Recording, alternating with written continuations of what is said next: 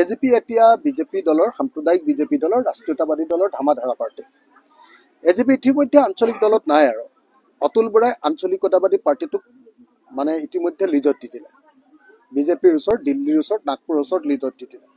এই মুহূৰ্তত কোনো পধ্যে এজিপি আঞ্চলিক দল নহয়। ইতিমধ্যে বিজেপিৰ ওচৰত বিক্ৰী গ'ল। অতুল বৰা নিজে এতিয়া লিজত আছে হিমন্ত বিশ্ব শৰ্মাৰ ওচৰত।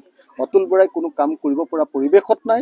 আপোনালোকে সকলোৱে দেখিছে যে এজিপিয়ে কেন্দ্ৰীয় চৰকাৰ কাৰ ক্ষেত্ৰত ভোটদান কৰি বিদেশীৰ প্ৰশ্নত ইতিমধ্যে কম্প্ৰমাইজ কৰিছে। গতিকে এই মুহূৰ্তত কোনো পধ্যে এজিপি আঞ্চলিক দল হৈ থকা নাই। অসম গণ পৰিষদক যোৱাবাৰ 28খন আসন দিছিলে নহয়, এইবাৰ আপোনালোকৰ 18খন দিলেও বহুত বুলি ভাবে।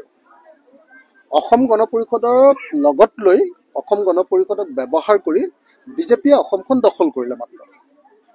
এতিয়া অসম গণ পৰিষদক সৰু কৰি পেলোৱাটো, অসম গণ পৰিষদক খাই পেলোৱাটো, অসম গণ পৰিষদক শেষ কৰি পেলোৱাটোৱে বিজেপিৰ একমাত্ৰ লক্ষ্য। গতিকে অসম গণ পৰিষদক আৰু কোন চান্স নিদিয়ে। অসম গণ পৰিষদ কৈছে নহয় হিমন্ত বিশ্ব শৰ্মাই যে আমি অকল কলিয়াবৰ আৰু বোকাখাটে নাযাওঁ, বাকী সকলোবিলাক সমষ্টি এতিয়া আমি চাওঁ। আপোনালোকে নিজে দেখিবলৈ পাব যে অকল অসম গণ পৰিষদ নহয়, UPPLৰ ক্ষেত্ৰতো দেখিবলৈ পাব।